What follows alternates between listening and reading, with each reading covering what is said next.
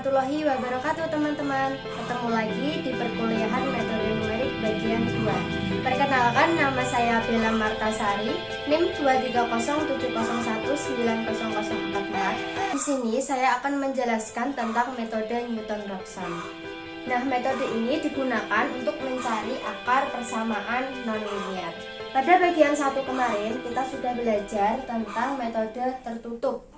Nah, sekarang kita akan belajar tentang metode terbuka.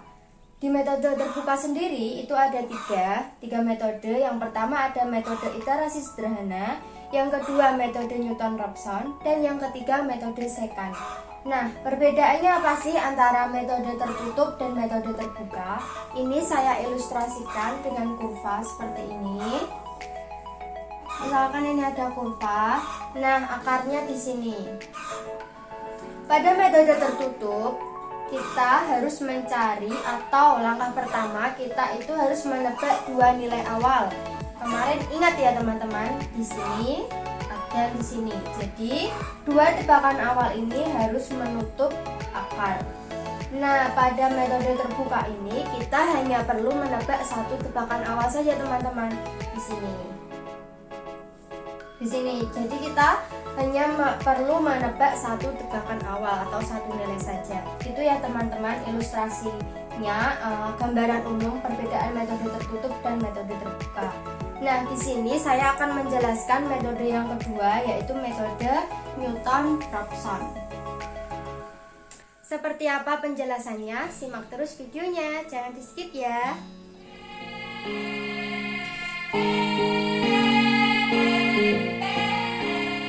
Supaya teman-teman lebih memahami bagaimana metode Newton-Raphson ini berjalan, saya akan mengilustrasikan menggunakan kurva. Ini di sini saya punya kurva yang melengkung ke atas seperti ini. Kemudian akarnya di mana teman-teman? Di sini ya, yang perpotongan. Kemudian pada metode terbuka, metode Newton-Raphson ini, langkah pertama kita hanya perlu menebak satu nilai saja. Ingat ya teman-teman, kita hanya perlu menebak satu nilai saja. Misalkan saya tebak di sini. Nah, berarti tebakan pertama atau satu nilai ini saya namai sebagai X0. X0-nya di sini. Lalu langkah selanjutnya bagaimana supaya nanti kita bisa mendekat dengan akarnya? Caranya pertama kita buat garis lurus yang memotong kurva. Kita buat garis lurus dari X0 ini. Nah, di sini kita sudah menemukan titik barunya teman-teman. Titik baru ini namanya X0,Fx0.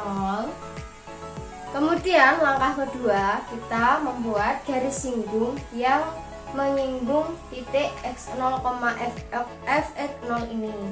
Jadi ini kita buat garis singgung yang menyinggung.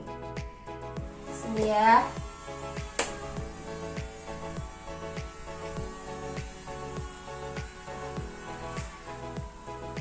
Ini memanjang terus.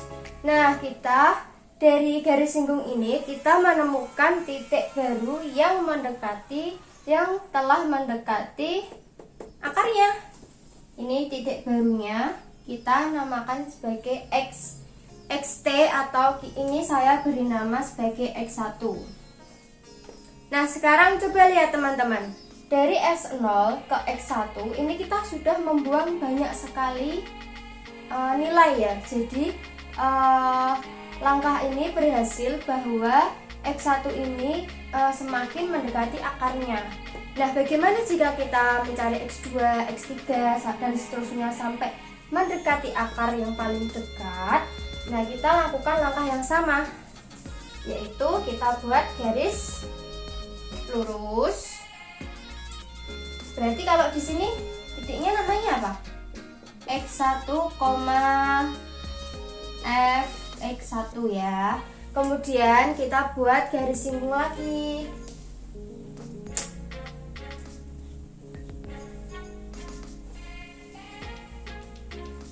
Nah, di sini kita sudah menemukan titik barunya teman-teman, atau X2. Nah, langkah ini terus kita lakukan sampai X-nya ini benar-benar sangat mendekati akarnya. Jika kita perbesar terus, maka ini errornya akan semakin kecil.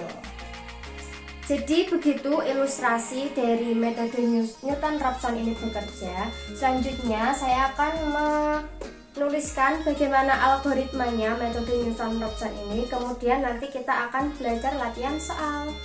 Sebelum kita ke algoritmanya, kita akan mencari rumusnya terlebih dahulu. Rumus apa? Nah, kalau dalam soal, kita dalam mengerjakan soal itu kan kita tidak menggambar kurva ya, atau tidak disediakan kurvanya. Nah, lalu bagaimana kita mencari X1, X2, X3 dan seterusnya? Nah, kita telah bersama-sama ya teman-teman. Kita sudah memiliki modal awal. Ini saya tulis modal awal yang kita miliki ketika kita akan mengerjakan soal. Yang pertama, kita sudah memiliki fx.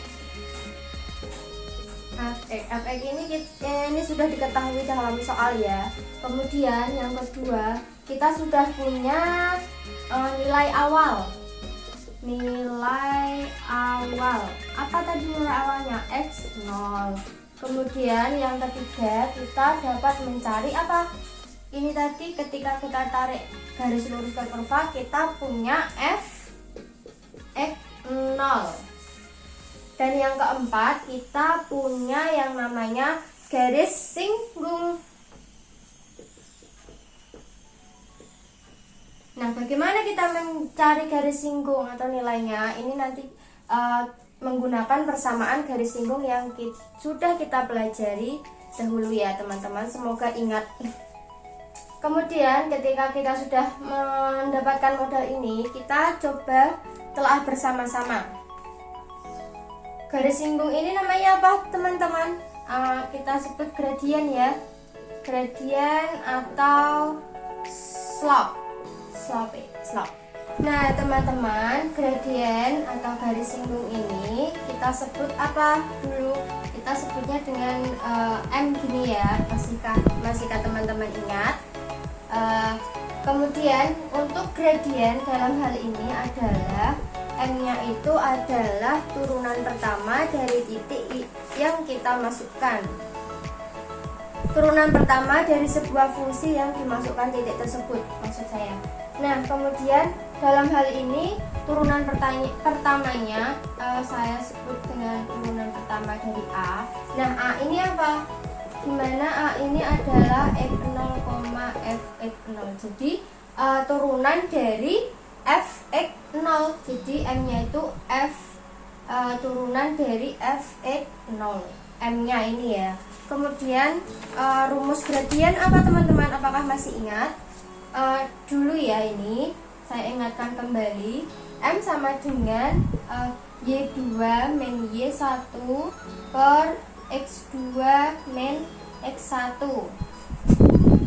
Atau kita bisa tuliskan M sama dengan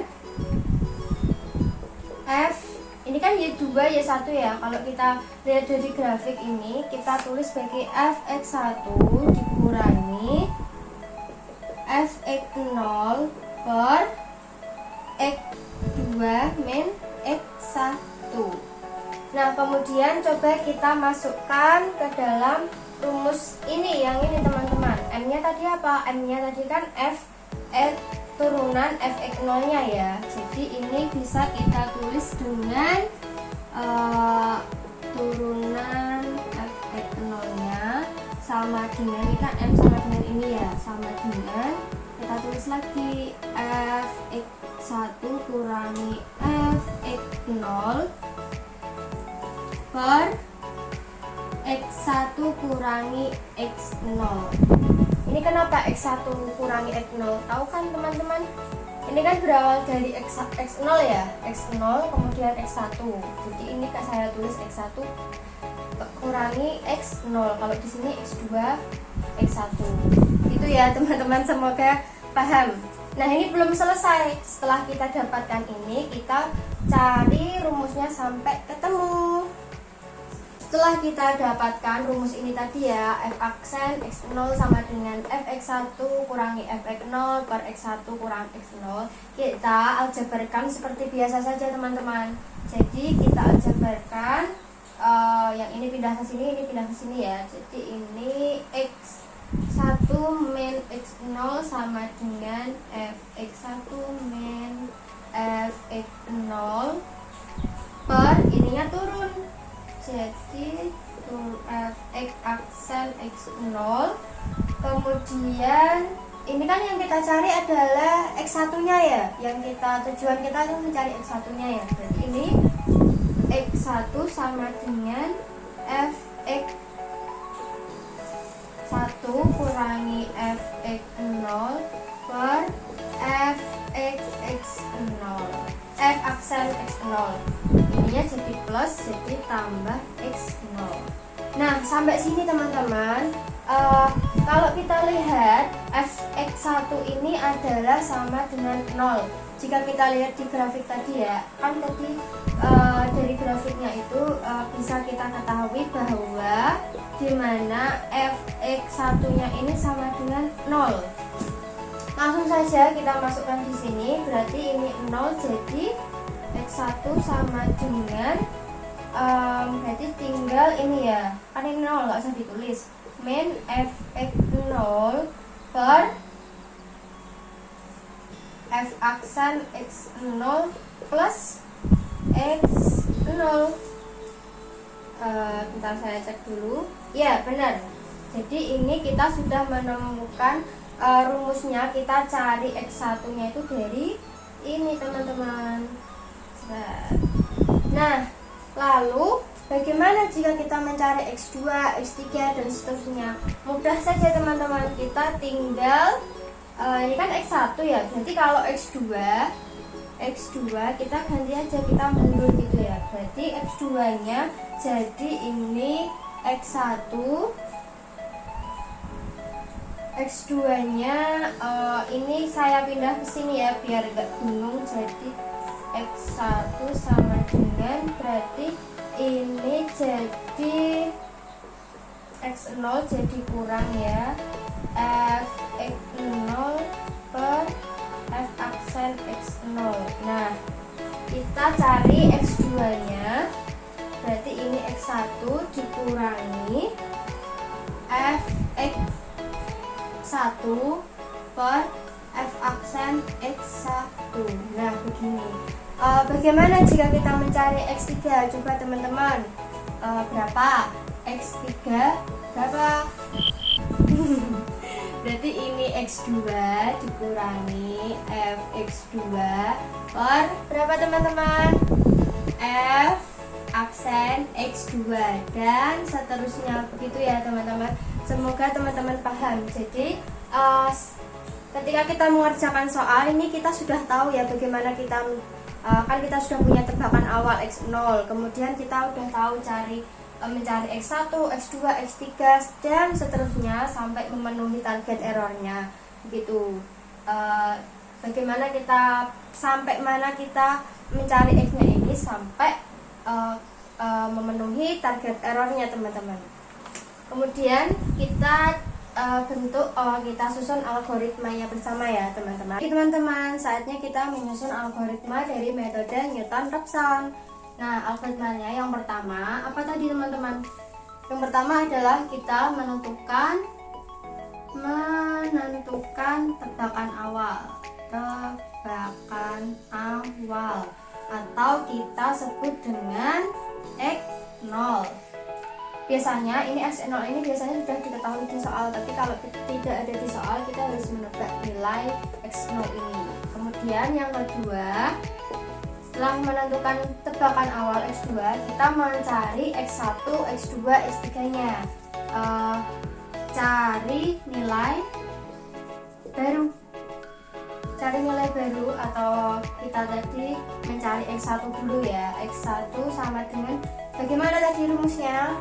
Ini x0 min fx0 per f aksen x0. kemudian X2. X2 nya berarti berapa? X1 min fx1 per f aksen X1 dan seterusnya ya. Nah kemudian setelah kita sudah mengetahui cara mencari xt nya atau X1 atau X barunya, kemudian langkah ketiga kita evaluasi. Nah sampai kapan sih kita mencari x barunya ini? Di sini bisa kita ketahui apabila fxt-nya atau fx1-nya, fx berapanya, fx barunya itu sudah sama dengan 0. Ingat-ingat ya, apabila sudah sama dengan 0 berarti perhitungan selesai dan sampai di situ saja teman-teman. Tapi tidak menutup kemungkinan untuk mencapai 0 ini kita menempuh cara yang sangat lama, atau kita mencari x barunya itu bisa sampai x10, x15. Nah, maka dari itu kita apakah ingat bagaimana kita cukup mencari EA-nya atau error relatifnya sampai dengan memenuhi target error. Nah, jadi ini algoritmanya mencari metode Newton-Raphson. Bagaimana, mudah kan teman-teman? Semoga teman-teman bisa memahaminya dengan baik. Oke, setelah ini saya akan memberikan contoh soal. Semoga kita semua bisa lebih paham bagaimana mencari akar persamaan nonlinear ini menggunakan metode Newton-Raphson. Tetap perhatikan ya teman-teman, kita akan masuk ke contoh soal. Kita masuk ke contoh soal. Perhatikan dengan baik ya teman-teman. Tentukan salah satu akar persamaan. Akar persamaannya fx sama dengan x pangkat 3 kurangi x kuadrat kurangi 3x kurangi 3, dan gunakan nilai awalnya 1. Nah ini sudah diketahui nih, x0 nya sama dengan 1. Kerjakan sampai 5 iterasi, kemudian hitung nilai EA nya. Oke, cekidot. Langkah pertama, kita sudah tahu nih fx nya berapa teman-teman. Fx nya x pangkat 3 min x kuadrat min 3x min 3. Kemudian kita sudah tahu nih x0 nya sama dengan 1. Kemudian selanjutnya kita harus mencari f aksen x0 nya. Berarti ini f aksen x nya atau turunan dari fungsi ini berapa teman-teman? X pangkat 3 diturunkan jadi x 3x kuadrat. Teman-teman tahu ya caranya menurunkan. Kemudian ini diturunkan jadi 2x, ini jadi 3, dan min 3 di sini diturunkan jadi 0. Kita tidak perlu menuliskannya. Kemudian setelah kita tahu turunannya, kita langsung cari x1 nya teman-teman. Kita mencari x barunya dari x0 ini. Berarti x1 tadi apa ya rumusnya? Rumusnya x0 min fx0 per f aksen x0. Ya udah deh, tinggal kita masukkan saja, gampang kan? Berarti ini x1 sama dengan x0 nya berapa? 1 min f1 per f aksen 1. Kita masukkan sama dengan 1 min. Nah ini fungsinya ya, kita masukkan 1 ke fungsi ini jadi 1 pangkat 3 min x min 1 pangkat 2 min 3 kali 1 min 3 per turunannya, rumusnya ini, fungsinya ini, berarti 3 kali 1 pangkat 2 min 2 kali 1 min 3. Kita hitung, ini saya sudah hitung hasilnya 3. Oh ya teman-teman di rumah boleh sambil menghitung ya, siapa tahu hitungan saya ini salah teman-teman. Karena tidak menutup kemungkinan saya menghitung salah. Nah ini kita sudah tahu nilai barunya yaitu f1 nya yaitu 3. Kemudian ini kan disuruh sampai menghitung 5 iterasi ya. Berarti ini kita baru iterasi 1. Kita lanjut ke iterasi 2. Iterasi 2 nya kita berarti mencari x2. rumusnya apa? Tinggal kita ganti aja ini di sini. Berarti ini menjadi X1 min F X1 per F aksen X1 sama dengan X1 nya berapa tadi? 3. Berarti 3 min F 3 per F aksen 3 sama dengan, kita masukkan saja ke rumus ini. Jadinya 3 min berapa? 3 pangkat 3 kurangi 3 pangkat 2 kurangi 3 kali 2 min 3 per F turunan X nya berarti di sini 3 kali 2 pangkat 2 min 2 kali 2 min 3 sama dengan, ini saya sudah hitung ketemunya ini 3 min 24 per 30 sama dengan ini sama 2,2. Nah, kita sudah tahu nih X2 nya 2,2. Kita lanjut ke iterasi ke-3. Iterasi 3. Berarti kita cari X3. X3 nya berarti X2 min F X2 per F aksen X2 sama dengan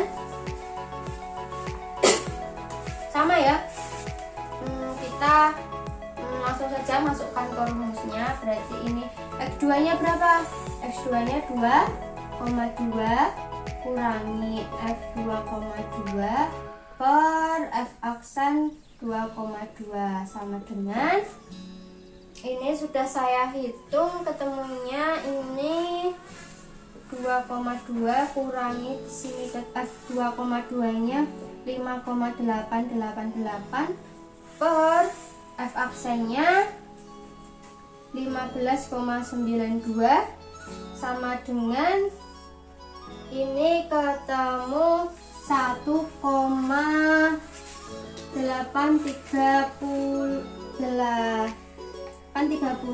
15075. Nah, kita ketemu X3 nya ini teman-teman. Nah, kita lanjut ke iterasi keempat ya.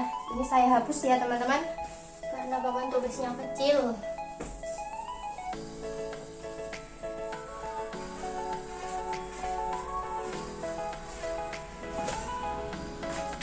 Nah, kita masuk ke iterasi keempat. Caranya seperti apa? Caranya sama seperti ini tadi. Berarti ini X4 sama dengan X3 min F X3 per F aksen X3 sama dengan X3 nya berapa? Ini tadi 1,830,15075 dikurangi F X3 1,3015075 per F aksen 1,830,15075. Nah, ini saya sudah hitung ketemunya ini teman-teman 1,77377945. Nah, sekarang kita tinggal masuk ke iterasi yang terakhir yang diminta di soal tadi kan sampai iterasi kelima ya. Kita masuk ke iterasi 5. Jadi ini X5 sama dengan maaf teman-teman. Berarti ini X4 min F X4 per F aksen X4 sama dengan X4 nya berapa? X4 nya ini ya 1,7377 7 apa 2 ini tadi ya?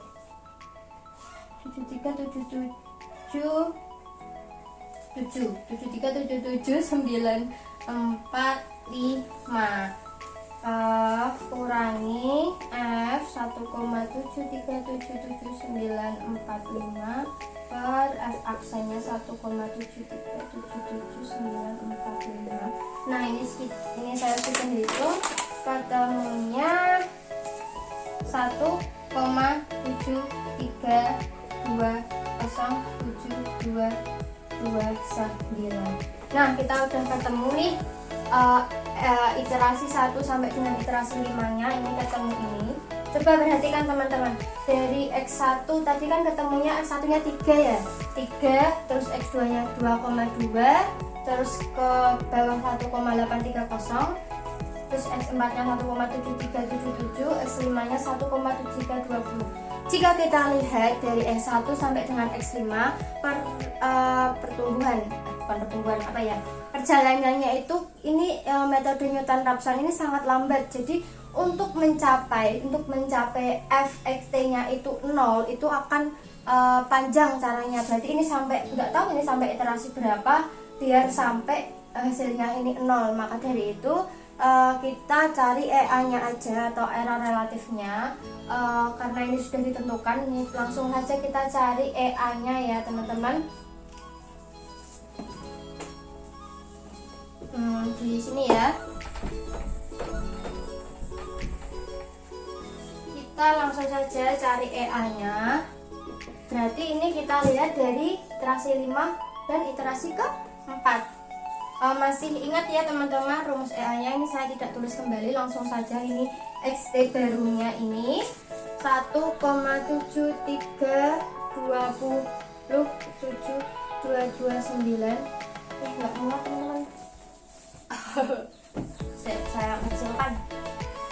Ini EA-nya sama dengan harga mutlak ya, 1,732729 dikurangi X lamanya. Berarti ini kita lihat dari X4 nya 1,73777945 per X barunya 1,732729 ini dikali 100%. Ini sudah saya hitung dan ketemu 0,33%. Nah, biasanya dalam soal yang kita kerjakan dulu itu kan target errornya kerjakan sampai di bawah 0,5% ya. Nah, apabila seperti itu ini sudah memenuhi target error 0,33%.